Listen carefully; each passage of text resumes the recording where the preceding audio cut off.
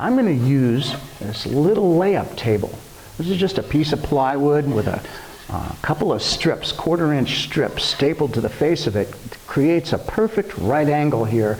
Makes it a lot easier to pre-assemble crown molding.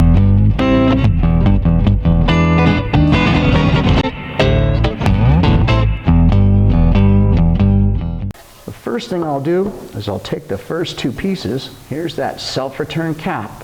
And here's the second piece we cut with the self-return. They go together just like that.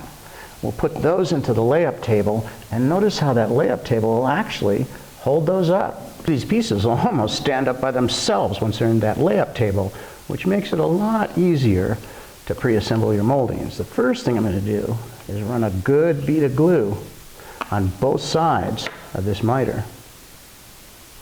You want to glue both sides of every miter so that you get a good glue joint. We don't need a fly in there. You want to run a good bead of glue on there, and both sides, because that way, if you're doing stain grade work, none of the stain will get wicked up into that end grain and darken those miters. And both sides, because you want a really good reinforced joint. You want to stop moisture from penetrating that wood too. So that glue serves several purposes. We got a good amount of glue in there, and now I'm going to take a spring clamp, one of Collins Tool Company's miter clamps, and put it on that joint. And that'll put some good pressure on there and hold it still so I can fire some nails through it. I want to just get rid of some of this waste glue so I can line this miter up. And even with that spring clamp on, I can still wiggle this piece around and adjust that miter so it's just perfect. And now I can fire a 23 gauge pen right through this. I can even put in 2, and it won't split that little piece of wood. Now let's put the second piece together. We'll get some of this wasted glue out of there. Now the second joint I have to put together in the other direction because it's an inside corner. So I turn the molding right side up. And remember, this is right side up. That outside corner we just assembled was upside down. And there's the joint that we're going to put together. I'll glue up this one too. And we'll put the glue on both sides of the miter.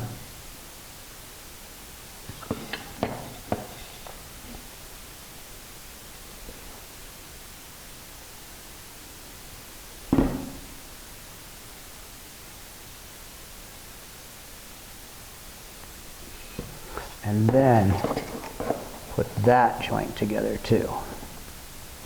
When I do inside corners, I like to put clamps at the top and the bottom of the joint. So I'll put one down here and draw that joint together nice and tight. And then I'll put another clamp in right up here at the top of the joint. And the reason I do that is because I really don't trust the rear profile on the crown. I need to see the face of the crown. First, let's get rid of some of that excess glue. I like to be able to turn it over like this and check out that miter. We'll get rid of some of that glue too and make sure that that joint is fit nice and tight and seamless right on through that inside corner. Now we can shoot that together too. I'll take the same 23 gauge pin nailer and I can fold those miter clamps out of the way and shoot a nail right through there. I can even stitch this thing together with this nail gun all the way down to the lower miter. Now we have one more piece to put on, and that's this butt joint. And to do that, we got to turn it back around again. And this piece has the butt joint on the right end, and put this last outside corner miter together. So we'll glue this one up with a line of glue, a nice bead of glue on both sides of the miter. Let me get a little bit more on that one.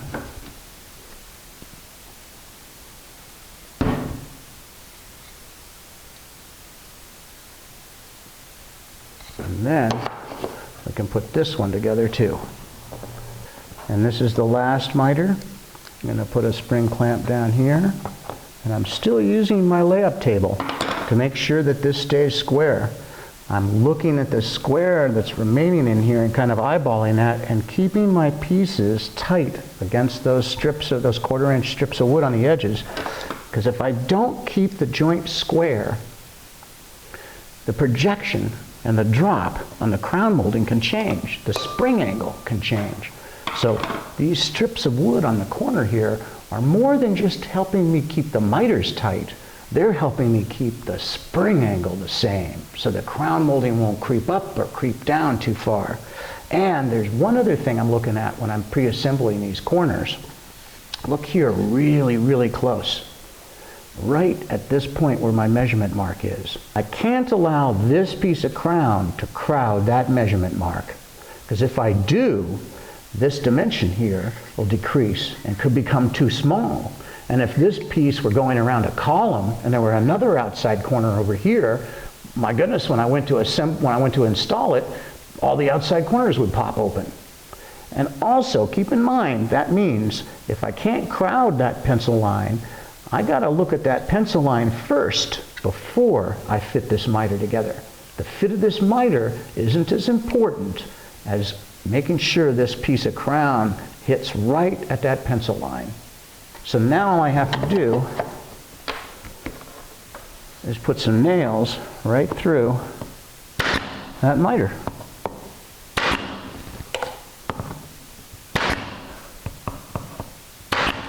So we've pre-assembled all those little pieces that go around that little outside corner thing, and we've cut our cope joint on this piece right here, and we're ready to put these pieces up in that mock-up. I like to leave these clamps on the outside corners as long as I can, because the longer you leave them on there, the stronger that glue joint. We'll put this piece up here, and I'm just going to tack it in place.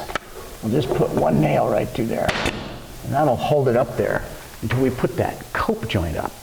I want the next piece, the coped piece, to straighten it out and to force it into exactly the right position. You can do that by putting the cope joint up against it and then smacking that, which is kind of the same thing you'd be doing in a room.